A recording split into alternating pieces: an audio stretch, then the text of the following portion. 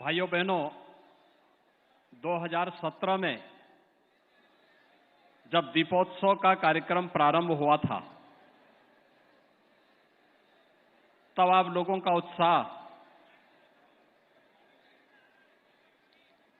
ऐसे लगता था जैसे कि हर व्यक्ति की एक ही तमन्ना है और आपके यहां से एक ही नारा गूंजता था। जब मैं यहां आया था मंच पे उस समय भाषण देने के लिए, भगवान श्री राम के राज्याभिषेक के बाद जब यहां पे मैं स्वागत भाषण के लिए उपस्थित हुआ था, तो आपकी ओर से एक ही आवाज आई थी कि योगी जी एक काम करो और मंदिर का,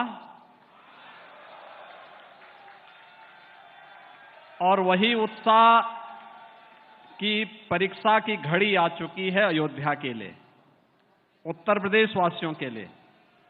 इसलिए आप सब मेरे साथ बोलेंगे, बोलिए सत्य सनातन धर्म की, सत्य सनातन धर्म की, सत्य सनातन हिंदू धर्म की, भारत माता की, भारत माता की, सरयू मैया की, सरयू मैया की, जय श्री राम, जय जय श्री राम। भाइयों बहनों, भगवान राम का याद रखना, भगवान राम का, रामलला का भव्य मंदिर का निर्माण होना और रामलला का अपने भव्य मंदिर में विराजमान होना, ये राम राज्य की आधारशिला को पुष्ट करना है, मजबूत करना है, जिसे प्रधानमंत्री जी ने पिछले 9.5 वर्ष के अंदर भारत के अंदर स्थापित किया है। राम राज्य दैहिक दैविक भौतिक तापा, राम राज नहीं काहूं व्यापा, सब नर करहि परस्पर प्रीति, चलहि स्वधर्म निरत सुत नीति। भाइयों बहनों, दैहिक दैविक और भौतिक तीनों प्रकार के ताप, चाहे वह कोई आपदा हो, कोई दैवी आपदा हो, आतंकवाद की समस्या हो, नक्सलवाद की समस्या हो, हिंसक जानवरों की समस्या हो, या फिर किसी भी प्रकार की दुख और दरिद्र, शारीरिक और मानसिक पीड़ा हो, इन सब से मुक्ति एक ऐसी व्यवस्था जो हर व्यक्ति को खुशहाली के मार्ग पर आगे ले जा सके।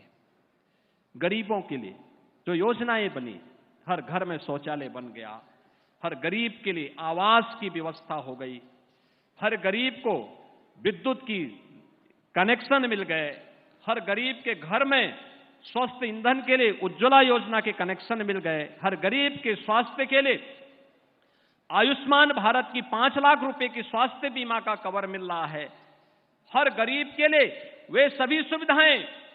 और अपने और पराये का आभास भाइयों बहनों तब होता है जब व्यक्ति संकट में होता है। हमने पहले दीपोत्सव को पूरी भव्यता के साथ एक नई ऊंचाई तक पहुंचाते रहे, लेकिन अगले 3 वर्ष हमारे लिए कठिन थे जब कोरोना महामारी ने आ घेरा था, लेकिन तब भी हमने दीपोत्सव के कार्यक्रम को बाधित नहीं होने दिया।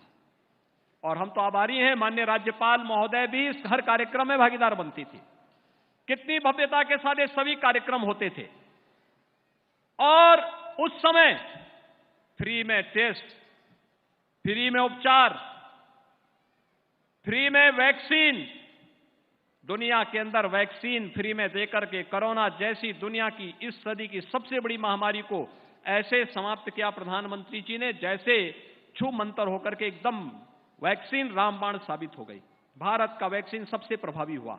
मात्र 9 महीने के अंदर वैक्सीन बन जाना आज तक कभी नहीं बन पाया, अकेले भारत ने बना के दिखाया। ये नेतृत्व का गुण है। और भाइयों बहनों, यही नहीं, इस दौरान कोई भूखमरी का शिकार भी न हो। अगर राम राज्य की बात कर रहे हैं, जाति मत और मजहब के आधार पर नहीं, सर्वे भवन्तु सुखिनः सर्वे सन्तु निरामया के भाव के साथ कार्य करेंगे। सबका साथ और सबके विकास के भाव के साथ जो कार्य किया वो परिणाम भी हमारे सामने। 80 करोड़ लोगों को पिछले 3 वर्षों, 3.5 वर्षों से फ्री में राशन और अगले 5 साल तक भी फ्री में राशन सबको प्राप्त होता रहेगा। किसी को चिंता करने की आवश्यकता नहीं। क्योंकि डबल इंजन की सरकार भगवान राम को आराध्य मान करके, आदर्श मान करके कार्य कर रही है। और उसी भगवान राम को आदर्श मान करके आज एक बार फिर हम सब अयोध्या में आए हैं। गत वर्ष हमारा सौभाग्य है, आदरणीय प्रधानमंत्री जी स्वयं इस कार्यक्रम के साक्षी बने।